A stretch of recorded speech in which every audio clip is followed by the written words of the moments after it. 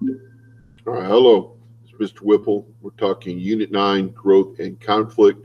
We're going to talk about words from the past that last and last.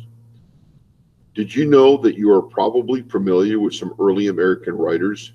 Have you heard of the Headless Horseman? It's a story of a man named Ichabod Crane who was riding his horse home and was frightened by a headless ghost. This comes from The Legend of Sleepy Hollow, which is a short story written by Washington Irving in 1819. Set in 1790, the popular story's headless horseman is the ghost of a Revolutionary War Hessian trooper whose head was lopped off by a cannonball in a nameless battle. What makes fictional stories of people last for hundreds of years?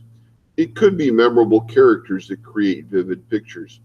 Can you imagine a spooky ghost without a head riding around on a dark night? What about a farmer who takes a drink from a stranger, falls asleep, and wakes up 20 years later? That's another short story by Washington Irving called Rip Van Winkle. Both of these stories come from old German fairy tales. Irving rewrote the stories in an American setting, and they have been popular in this country since their publication. Their characters, depictions of daily life and local settings, made them last as classics. Their fantastical plots made them capture our imaginations. Washington Irving created another character that lasted, but in a different way. When Irving wrote a book called A History of New York, he needed a narrator. He named his character and narrator Diedrich Knickerbocker.